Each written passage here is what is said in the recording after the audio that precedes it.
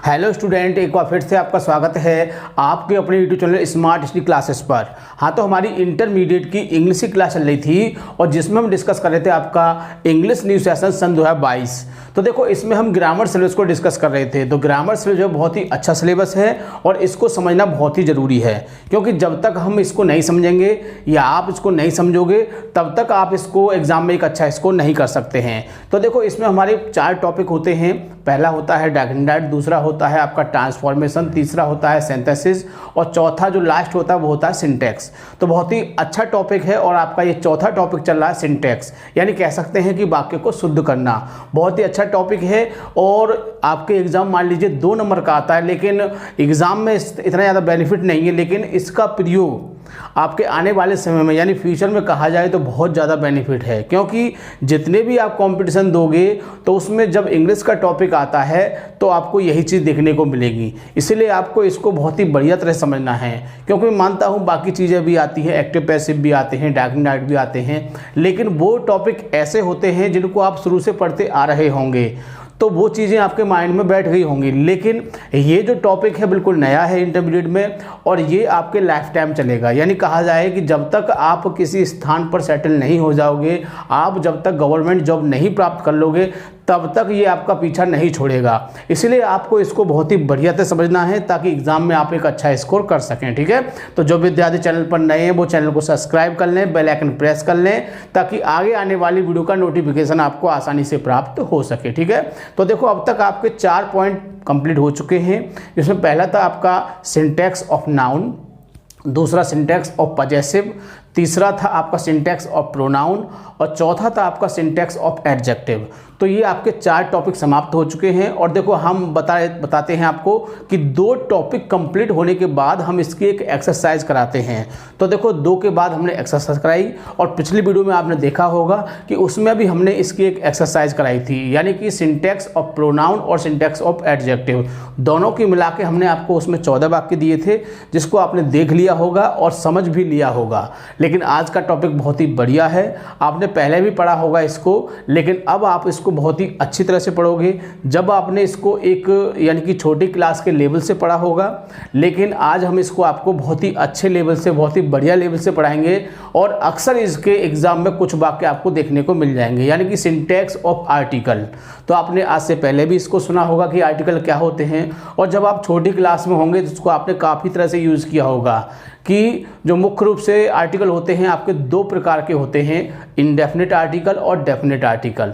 Indefinite में आते हैं आपके ए और एन और डेफिनिट में आता है आपका दा। क्या आता है? दा। कुछ लोग इसे दी भी कह सकते हैं, लेकिन इसका कोई अर्थ नहीं होता है। मैं आपको बता दूं कि दा का कोई अर्थ नहीं होता है। इसका प्रयोग शब्द की शोभा बढ़ाने के लिए करते हैं। जैसे कि हम बहुत सारे प्रोडक्ट यूज़ करते हैं, क्रीम लगाते हैं और आपके पाउडर लगाते हैं, तो क्या मतलब है उसका? कोई उससे लाभ है? कुछ नहीं, सिर्फ हमारे चेहरे की शोभा बढ़ जाती है। सेम कंडीशन हम दा का यूज़ करते हैं शब्द की शोभा बढ़ाने के लिए। जैसे कि हमने कहा मदर, अच्छा नहीं लगा, हमने कहा दा मदर, तो कुछ अच्छा लगा नहीं लगा। तो इस तरह से जब शब्द की शोभा बढ़ाते हैं तो उस समय दा का प्रयोग करते हैं, और दा का प्रयोग भी कुछ निश्चित स्थान पर किया जाता है। ऐसे नहीं कि जहाँ चाहे इसको लगा दिया, जहाँ चाहे इसको न लगाया। इसके कुछ नियम होते हैं, कुछ तरीके होते हैं, तो उनको हम डिस्कस करेंगे। बहुत ही अच्छी तरह से आपको इसको समझना है। तो आज की वीडियो में हम आपको ये बताएंगे कि आर्टिकल कौन से होते हैं। आर्टिकल 2 प्रकार के होते हैं, इंडेफिनिट आर्टिकल जिसमें आता है ए और एन, जिसका मतलब होता है एक, और दूसरा होता है डेफिनिट दा। तो देखो, बताया जाएगा कि कुछ यानी कि दा का प्रयोग कब करते हैं और एन का प्रयोग कब करते हैं और ए का प्रयोग कब करते हैं, तो उन बातों को डिस्कस करेंगे। ठीक है, तो वीडियो को पूरा देखना है, बिल्कुल भी स्किप नहीं करना है। ठीक है, तो ज़्यादा समय ना वेस्ट करते हुए चलते हैं अपने टॉपिक की ओर।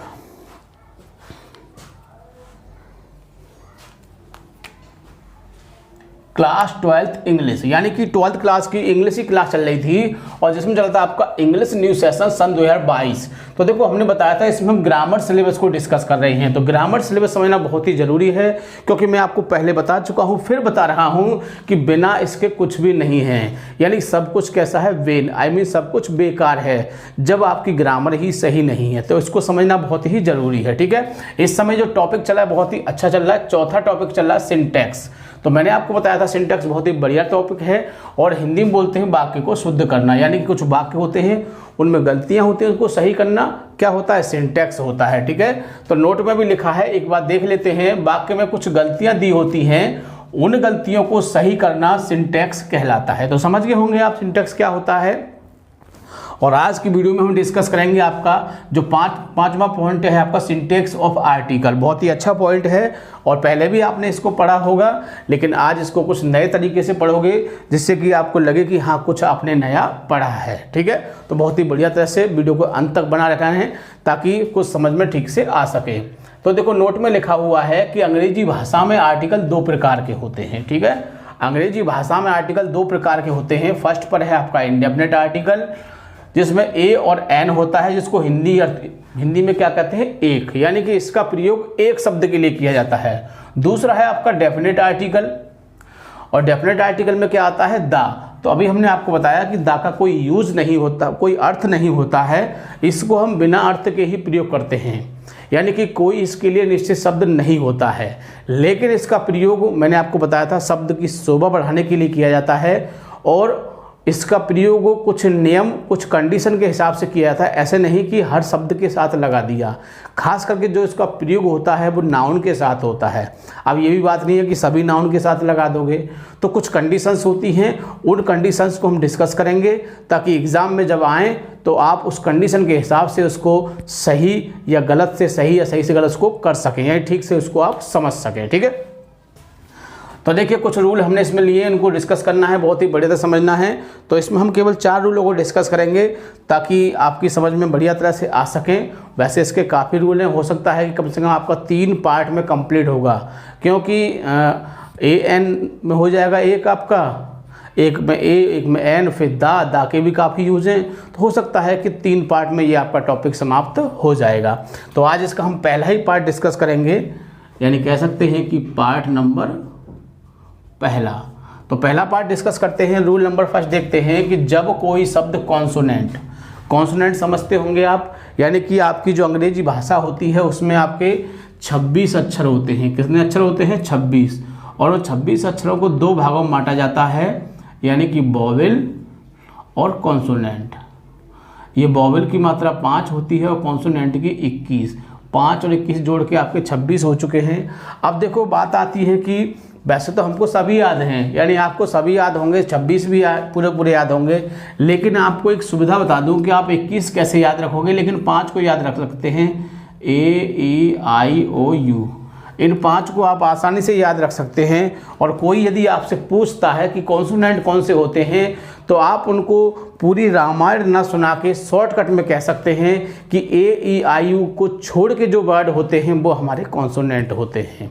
अगर कहे कि वोवेल कौन से होते हैं तो AEIOU होते हैं, और कॉन्सोनेंट की बात आती है तो कह दो कि इन 5 को छोड़ दो, बाकी जो बचे हैं वो सब क्या होते हैं, हमारे कॉन्सोनेंट होते हैं। तो बहुत ही आसानी से आप उसको सेटिस्फाई कर सकते हैं।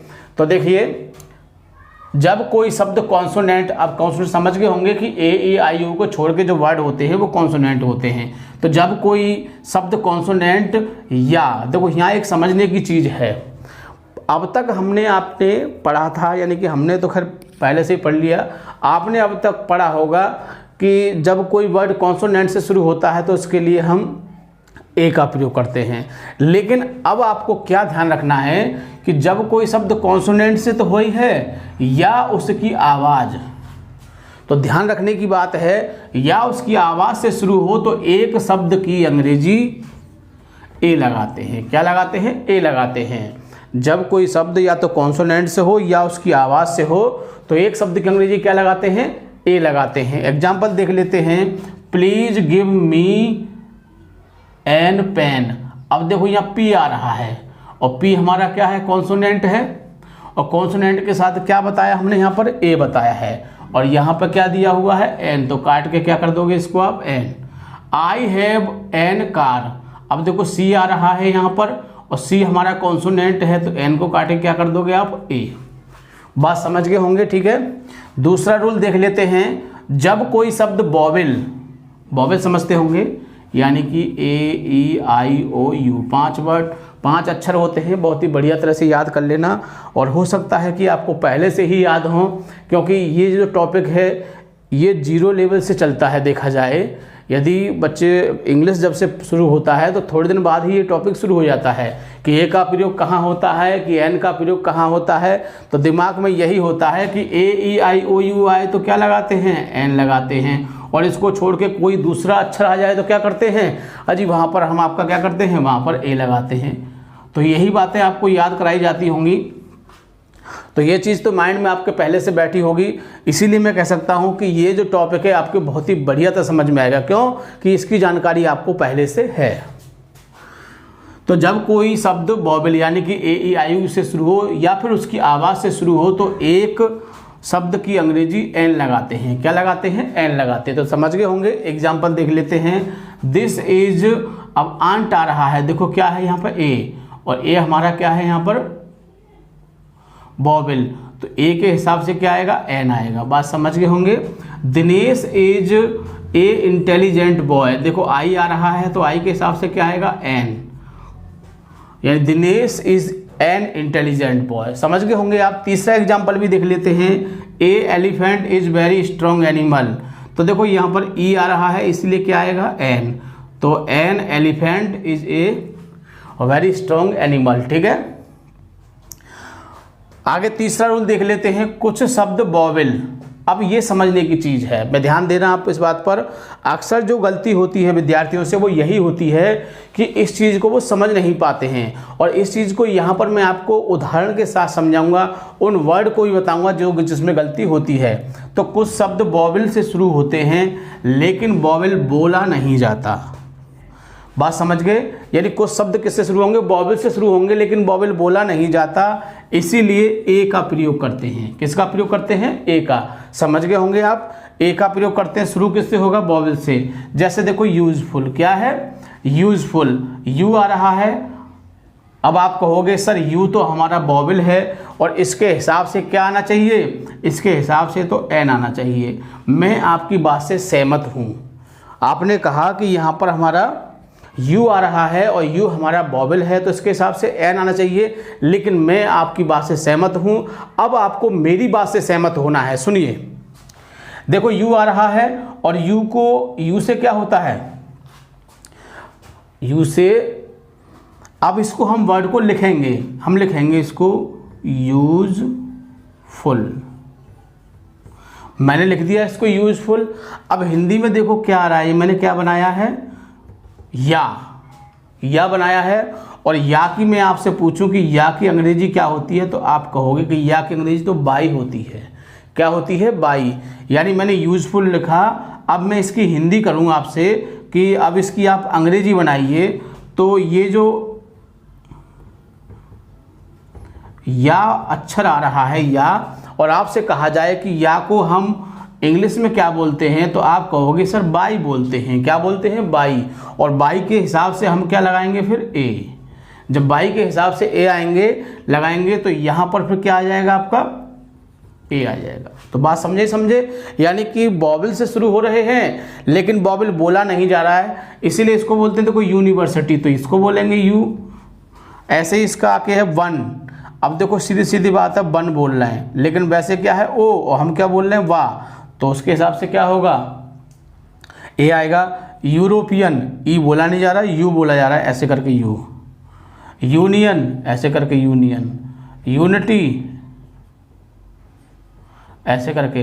तो ये तो ये वर्ड कैसे हैं कि भले ही आपके ये वॉवेल से शुरू हो रहे हैं लेकिन इसमें वॉवेल बोला नहीं जा रहा है, इसलिए हम ए का प्रयोग करेंगे। एग्जाम्पल देख लेते हैं। I got my education in university, तो ये यूनिवर्सिटी आ रहा है यू, और यू से क्या होता है, बाई, और बाई के हिसाब से क्या आएगा, एन। तो समझ गए होंगे आप इसमें कि हम यहाँ पर क्या लगाएंगे, ए का प्रयोग करेंगे। Sachin is a honest boy, क्या है, Sachin is a honest boy, लेकिन इसको बोलते हैं हम ऑनेस्ट। क्या बोलते हैं इसको, ऑनेस्ट बोलते हैं। ठीक है, तो ऑनेस्ट बोलते हैं, तो इसको आप समझ गए होंगे। तो ये अगले रूल का है, जो चौथा रूल है उसको हम पहले डिस्कस करेंगे जब इसको बताएंगे। ये वाला इसका है, इसको कर देते हैं। देखो, Sarika gave me an 1 rupee note, यानी सारिका ने मुझे 1 रुपये का नोट दिया। तो 1 के हिसाब से कहोगे ए यानी कि बा यानी कि ओ आ रहा है तो सही है, लेकिन हम यहाँ ओ को ओ कहाँ बोल रहे हैं, हम तो इसको वाह बोल रहे हैं, और वाह के हिसाब से क्या आएगा, ए आएगा। ठीक है, आगे चौथा रूल देख लेते हैं। कुछ शब्द कॉन्सोनेंट यानी कि व्यंजन, कुछ शब्द कॉन्सोनेंट यानी व्यंजन से शुरू होते हैं लेकिन कॉन्सोनेंट बोला नहीं जाता, इसीलिए एन का प्रयोग करते हैं। कॉन्सोनेंट बोला नहीं जाता इसीलिए एन का प्रयोग करते हैं, जैसे कि हॉनेस्ट है, आवर है, हाँ हायर है, हिस्ट्री है, होटल है। तो ये क्या है, सबके शुरू में एच आ रहा है, यानी कि एच कंपनी के वर्ड आ रहे हैं, लेकिन ये बोले नहीं जाते हैं, इसलिए इसके बाद क्या आ रहा है, वॉवेल आ रहा है, इसलिए हम उसके हिसाब से इसमें हम एन लगा देंगे। तो एग्जांपल देख लेते हैं। तो Sachin is a honest boy, तो इसको बोलते हैं ऑनेस्ट, और ओ के हिसाब से क्या आएगा, यहाँ पर आपका एन आ जाएगा। ठीक है, तो कम हियर, यहाँ आइए, विद इन ए हावर, और इसको बोलते हैं हम आवर, क्या बोलते हैं, आवर। तो ओ बोल रहे हैं तो क्या आ जाएगा, यहाँ पर एन आ जाएगा, ये ए कट जाएगा। ठीक है, तो बहुत ही आसानी इसको आप समझ सकते हैं, बिल्कुल भी आपको दिक्कत नहीं होगी। तो मैंने आपको बताया था कि यदि आपको इसके रूल बढ़िया तरह से याद होंगे, अगर आपने रूल को ध्यान से पढ़ लिया, मैं गारंटी देता हूँ कि आपके 2 नंबर कहीं नहीं गए। तो 2 नंबर को छोड़िए, लेकिन आपके अगर फ्यूचर में इस चीज़ को आपने याद रखा तो फ्यूचर में आपके लिए बहुत ही ज़्यादा बेनिफिट होगी, और आप कुछ ही सालों में बहुत ही अच्छी तरह से कहीं ना कहीं सेटल हो जाओगे बढ़िया तरह से। ठीक है, तो वीडियो को पूरा देखना है, बिल्कुल भी स्किप नहीं करना है। सबसे खास बात, वीडियो को लाइक और शेयर करना नहीं भूलना है। ठीक है, थैंक यू, जय हिंद, जय भारत।